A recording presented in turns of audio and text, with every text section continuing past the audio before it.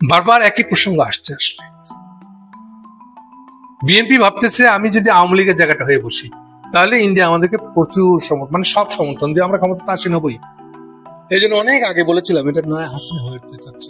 এই জন্য ৭২ কনস্টিটিউশনকে একেবারে বাপ মানতেছে। এখন একটা ঘটনা বলবো, এটা আরো মারাত্মক। নোয়াখালীর আরেকটা বেশ পুরান নেতা আছে বিএনপির ভাইস চেয়ারম্যান বরকতুল্লাহ বুল্লু তার কনস্টিটিউশনতে এখন আছে, উঠছেন, মিটিং টিটিং করতেছেন। সেখানে এক মিটিং এ বলতেছেন আওয়ামী লীগ নিষিদ্ধ হওয়ার আগে জামাত নিষিদ্ধ হওয়া উচিত। বুঝে এই যে জামাত নিষিদ্ধ হওয়া উচিত আগে কেন? এইটা তো ইন্ডিয়ানদের দাবি, কারণ এইটা হলে ইসলাম বিদ্বেষ চরম যাবে। এই দাবিটাই তো আওয়ামী লীগের দাবি। 15 বছর ধরে তো এইটার ব্যবসা করে গেছে তারা।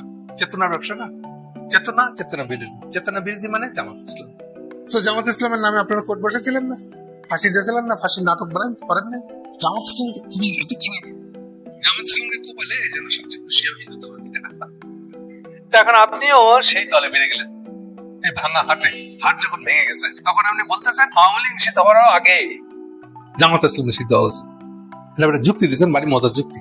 বলছে জুলাই আগস্ট আন্দোলনে বড় যে 2000 লোক মরছে, 2000 লোক মরার জন্য যদি আওয়ামী লীগ সিদ্ধ হইতে পারে তাহলে স্বাধীনতা যুদ্ধে 30 লাখ মোট চাই। যে দেখেন শেখ মুজিবুর বয়ান গুঠাই নিয়ে আসছে, ওটা যে বিএনপি করে হুশ নাই।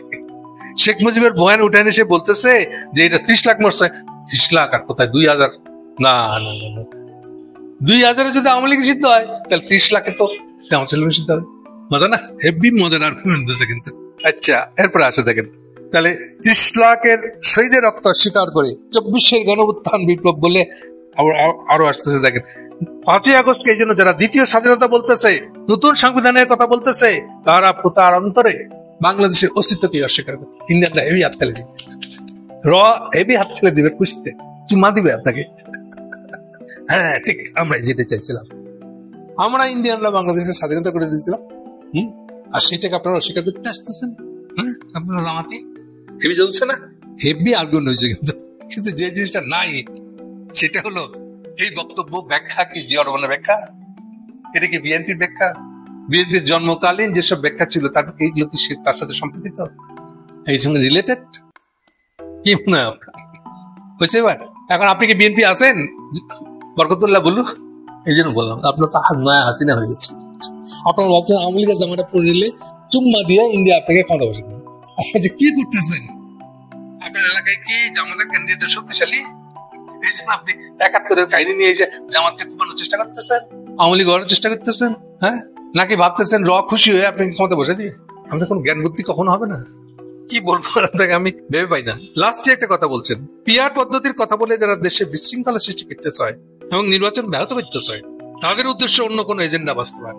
আচ্ছা, মানুষ যদি উল্টা বলে এই যে এখন নির্বাচনের কথা বলেই তো আপনি আসলে ইলেকশন পিছিয়েছেন, আপনিও তো একই অভিযোগে অভিযুক্ত, তাই কি হবে?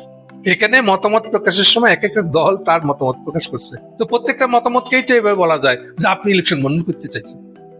এই যে আপনি এটা মানেন না, ওটা মানেন, নোট অফ ডিসেন্ট দিবেন, গণভোট করা যাবে না, এই যে পিছাইছেন, আপনি কি ইলেকশন পিছানোর দায় আপনার বিরুদ্ধে না? আপনার বিরুদ্ধে আঙুল তোলা যাবে না? আপনি জানো তো না বাবা একটা ইলেকশন করতে চাইতেছেন, এটাও কি ইলেকশন করার সৎ বুদ্ধি? এগুলো কিভাবে আপনি ব্যাখ্যা করবেন? দুনিয়ার সবাই হলো চোর আর আপনি হলেন সাধু। হ্যাঁ, সব ফালাইতে দোষ হলো জামাতিদের। আর বাবা তাও জামাতিদের বিরুদ্ধে বলার অনেক পথ আছে, অনেক দোষ ত্রুটি তাদের আছে। আপনি 71 মারামারি তুলে নিয়ে আসেন কেন? ইন্ডিয়া খুশি হবে? নিশ্চিত থাকতে পারে ইন্ডিয়ার কোনো মুরুদি থাকবে না বাংলাদেশে। এটা খোঁজ করে বুঝে কথা বলবেন এখন থেকে। আর এরকম যদি আর বেশি দিন চালান এই বিএনপি দলটাই নাই হয়ে যাবে কিন্তু, বলে দিলেন। আর বুঝে কথা বলেন, পুরান স্লোগান পুরান বয়ান দিয়ে আপনি নতুন করে কিচ্ছু অর্জন করতে পারবেন না। Thank you. প্রমাণিত হলো বিএনপি এখন নিরুপায়। চারদিকে বিএনপির নরম সুর আমরা শুনতে পাচ্ছি। জামাতের কাছে নানান অ্যাঙ্গেলে বিএনপি অলরেডি পরাজিত। আপনারা ডাকসু জাকসুতে তো দেখেছেনই যে বিএনপির পরাজয়। রাজনীতির বিভিন্ন কৌশলগত অবস্থানেও বিএনপির পরাজয়, জামাতের বিজয়। বিএনপির কোনো কিছু টিকছে না, বিএনপির বয়ান টিকছে না, ন্যারেটিভ টিকছে না। অনলাইনে জামাতের কাছে পরাজিত, অফলাইনে পরাজিত, এখন আবার চারদিকে 2-4টা মারামারি হয়, তাতেও নাকি বিএনপি পরাজিত। মারামারিতে বিএনপি পরাজিত হওয়া শুরু করেছে। সবাই ভেবেছিল, বা আমরা যারা বিশ্লেষণ করি আমাদের একটা প্রেডিকশন ছিল যে রাজনীতিতে সব জায়গায় জামাত জিতবে, কিন্তু একটা জায়গায় জামাত পারবে না, সেটা হচ্ছে বিএনপির সাথে মারামারিতে। কিন্তু এখন আমরা দেখতে পাচ্ছি যে মারামারিতেও নাকি জামাত জিতে, বিএনপি নাকি পিটানি খেয়ে পালায়, এই ঘটনা শুরু হয়েছে। যদিও আমরা কোনো মারামারির পক্ষে নই, রাজনীতি হবে হেলদি কম্পিটিশন, পারস্পরিক শ্রদ্ধার ভিত্তিতে। বিএনপি যারা করে তাদেরকে আমরা রেসপেক্ট করব, জামাত যারা করে তাদেরকে আমরা রেসপেক্ট করব। তারা একে অপরের বিরুদ্ধে বলবে, সমালোচনা করবে, প্রতিযোগিতা করবে, কিন্তু কখনো মারামারি করবে না। মারামারি যারা করবে তারা সন্ত্রাস। জামাতের যদি কেউ আগ বাড়িয়ে অতি উৎসাহী হয়ে মারামারিতে জড়ায়, তাকে জামাতকে বহিষ্কার করতে হবে এবং আমরা তার বিরুদ্ধে বলবো। রাজনীতিতে কোনো দুর্বৃত্তায়ন, মারামারি, পেশি শক্তি, কালো টাকা এগুলো আমরা আর দেখতে চাই না। আমরা দেখতে চাই হেলদি কম্পিটিশন, আমরা দেখতে চাই পারস্পরিক গঠনমূলক সমালোচনা। আমি ব্যক্তিগতভাবে সোশ্যাল মিডিয়ায় অনেক কথা বলি, অনেক সমালোচনা করি, কিন্তু বিএনপি নেতাদের অন্তরের অন্তঃস্থল থেকে মহব্বত করি, তাদের সাথে দেখা হলে সর্বোচ্চ সম্মান করি এবং অন্তর থেকে শ্রদ্ধা করি।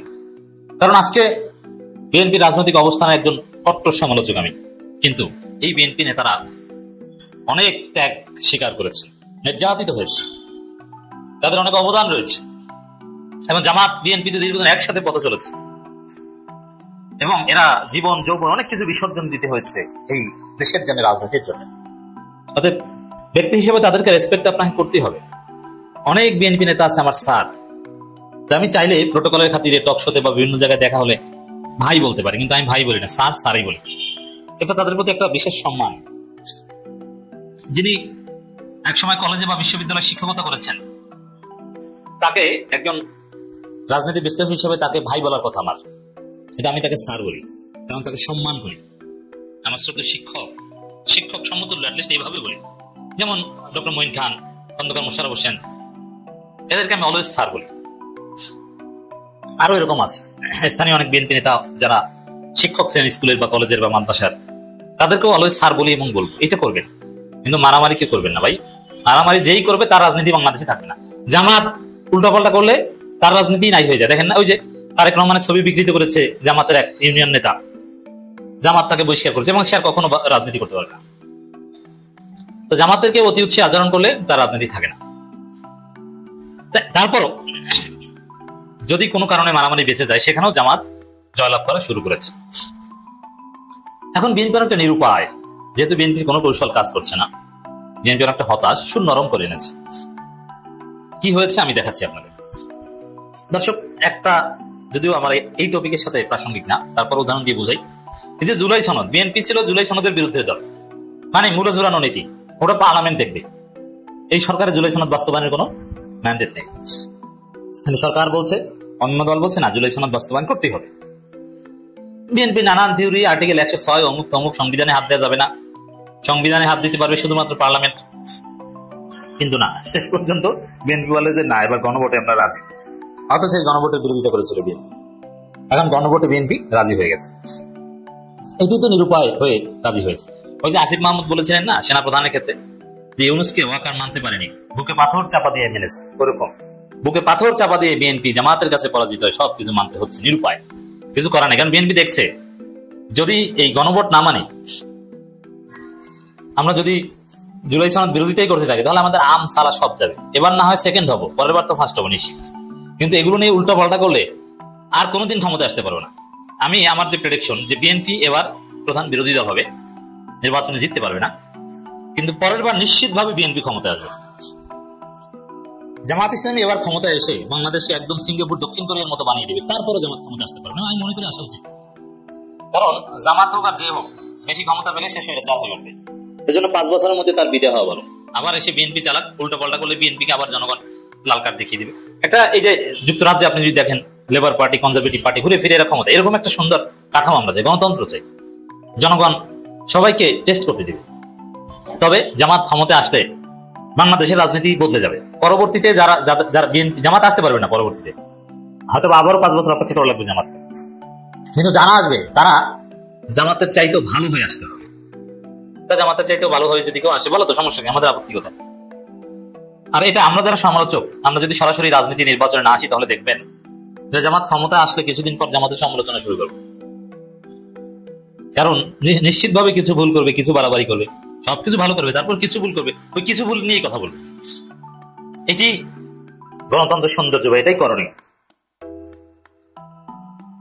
দর্শক, আমির খসরু মাহমুদ চৌধুরীর একটা সংবাদ সম্মেলনের বক্তব্যের কয়েকটা পয়েন্ট আমি আপনাদের শোনাব, তাহলে বুঝবেন যে বিএনপির সুর কতটা নরম হয়ে এসেছে, বিএনপি কতটা নিরুপায়। জাতিসংঘের আবাসিক প্রতিনিধির সাথে বৈঠক করেছেন বিএনপি স্থায়ী কমিটির সদস্য আমির হোসেন মাহমুদ চৌধুরী বলেন, ফেব্রুয়ারিতে নির্বাচন কিভাবে সুষ্ঠু সম্পন্ন করা যাবে তা নিয়ে বৈঠকে আলোচনা হয়েছে। তিনি বলেন, এর বাইরে রোহিঙ্গা প্রত্যাবাসন নিয়ে আলোচনা হয়েছে। ফেব্রুয়ারি নির্বাচনের আগে বাংলাদেশের জন্য এখন গুরুত্বপূর্ণ মুহূর্ত। জাতিসংঘ নির্বাচন কমিশন সমর্থনের জন্য যথাযথ চেষ্টা করছে। ঐক্যমত প্রসঙ্গে কথা বলেন, ধীরে ধীরে এগিয়ে যাচ্ছে। এখানে আমির হোসেন মাহমুদ চৌধুরী বলেন যে না, সবাইকে ঐক্যবদ্ধ থাকতে হবে, আমাদের ঘাটতারা কথা বলে সবাইকে ঐক্যবদ্ধ থাকতে হবে এবং আমরা আশা করি ফেব্রুয়ারিতে নির্বাচন হবে, আমরা সবাই সহযোগিতা করব, আমরা সবাই গণতন্ত্র মেনে চলবো, আসুন সবাই আমরা ঐক্যবদ্ধ থাকি। মানে নরম নরম কথা। এর আগে কি বলতো, ফেব্রুয়ারিতে নির্বাচন হবে, কেউ ঠেকাতে পারবে না, কিন্তু না, এখন সবাই আসুন আমরা সবাই হেল্প করি, আমরা সবাই ঐক্যবদ্ধ থাকি, আমরা সবাই এক থাকলে কেউ কোনো ক্ষতি করতে পারবে না। মানে এরকম নরম নরম কথা